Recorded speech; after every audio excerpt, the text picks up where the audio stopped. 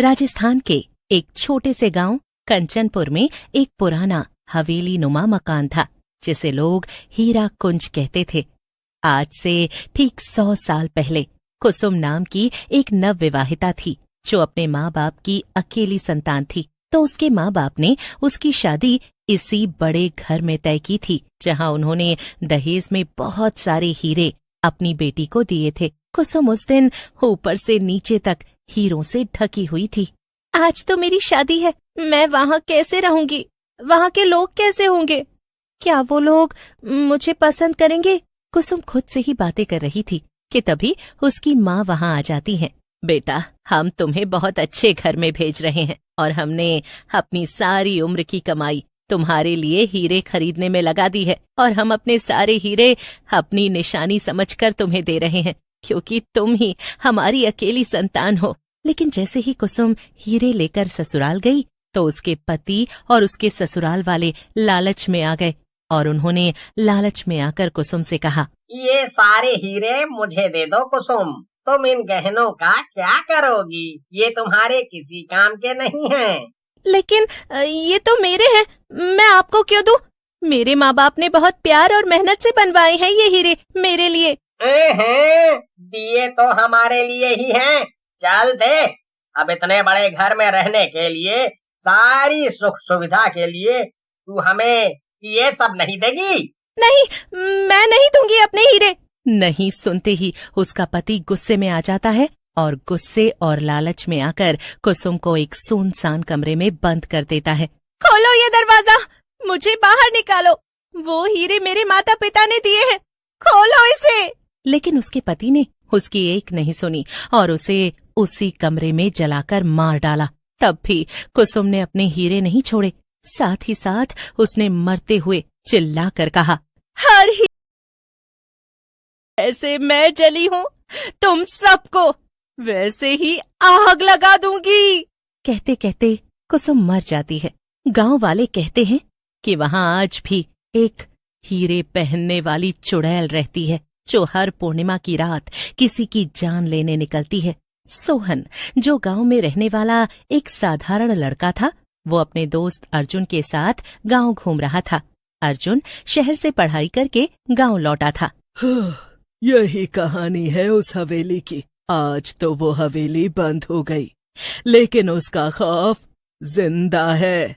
उसकी दादी ने चेताया, लेकिन अर्जुन ने उनकी बात को मजाक समझा और खुद ही मन में सोच लिया कि ऐसा कुछ नहीं है। और फिर दादी की बात अनसुनी करते हुए उसने कहा, दादी, ओ प्यारी दादी, ये सब बहुत पुरानी और बेकार बातें 100 साल पुरानी हैं। अब तो भूतनी भी बूढ़ी हो चुकी होगी। बेटा, ये मजाक नहीं है। कुसुम नाम की औरत थी, दुल्हन बनकर आई थी इस हवेली में, मगर उसकी चीखें अब भी उस हवेली में गूंजती हैं। अर्जुन हंस पड़ा और इधर उधर घूमने लगा, मानो उसे दादी की बातें सुनाई ही न दे रही हों। दादी, भूत वूत कुछ नहीं होता। लोग डरते हैं क्योंकि वो जानना नहीं चाहते, इसीलिए उनको हर छोटी बात डराती है। कोई बात नहीं, तू नहीं मानता तो कम से कम ये तावीज ही रख ले, मेरे खातिर ही सही। ये तावीज कल को तेरी रक्षा करेगा। क्या दादी, आप भी ना पूरी फिल्मी हो गई हैं। मैं नहीं पहनूंगा ये सब। और अगर हवेली की चुड़ैल तेरे सामने आ गई तो क्या करेगा तू? अगर हवेली में कोई चुड़ैल है तो मैं जाकर उससे सेल्फी लेकर आऊंगा और फिर आपको दिखाऊंगा। दादी फिर भी जाते जाते उसकी जेब में वो तावीज रख देती हैं। अर्जुन सोहन के साथ गांव घूमने निकल जाता है।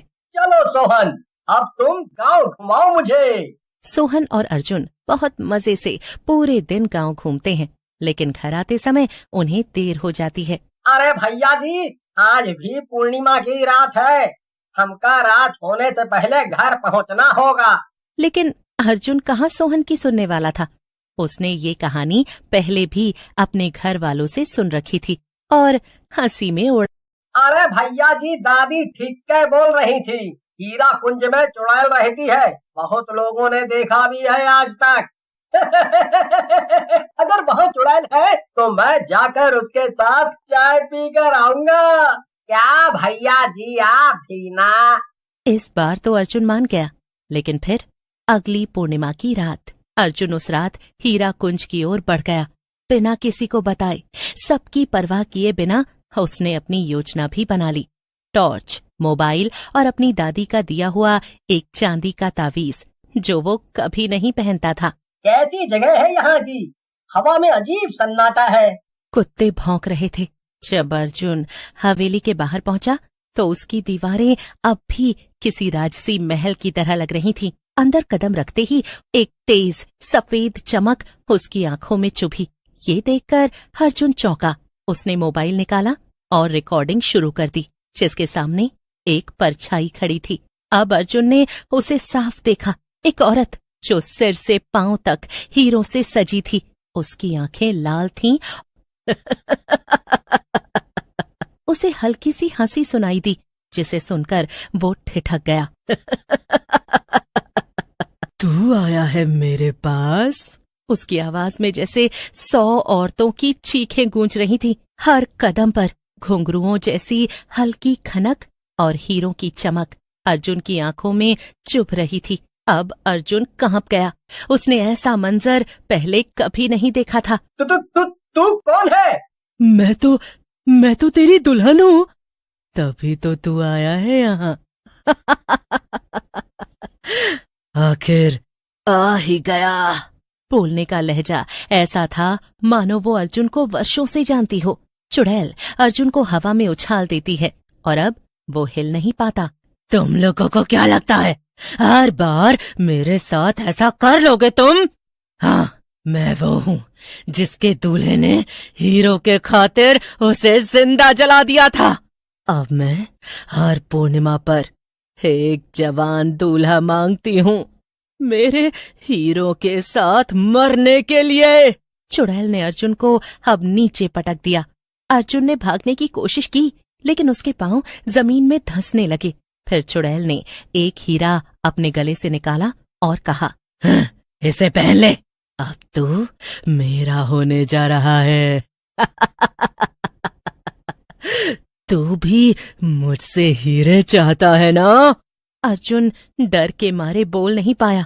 तू नहीं बचेगा जब तक ये हवेली है। मैं हूँ जब तक ये हीरे है। मेरी आत्मा है। अर्जुन भागने के लिए दरवाजे की ओर दौड़ा, मगर वो दरवाजा अपने आप बंद हो गया। हर हीरा एक कहानी है, हर कहानी एक मौत है। ठीक उसी समय अर्जुन ने अपनी जेब से दादी का दिया हुआ चांदी का तावीज बाहर निकाला, जो वो अपने पास रखना पसंद नहीं करता था। लेकिन आज उसको यकीन हुआ। चुड़ैल की चीखों से हवेली कांप उठी। नहीं, ये नहीं हो सकता। मैं अमर हूँ। अर्जुन किसी तरह बाहर निकला और जमीन पर गिर पड़ा। गांव वाले दौड़ते हुए पहुंचे। अर्जुन ने जो देखा वो सबको बताया, लेकिन फिर एक बूढ़ी औरत बोली, बेटा, वो हर बार राख से फिर बनती है। चुड़ैल को हीरे बांधते हैं और हीरे कभी खत्म नहीं होते। वो बहुत सालों से भटक रही है। दादी ने अर्जुन को गले से लगा लिया। अर्जुन रोने लगा। कोई बात नहीं बच्चा, चलो घर चलते हैं, तुझे बढ़िया चाय पिलाऊंगी।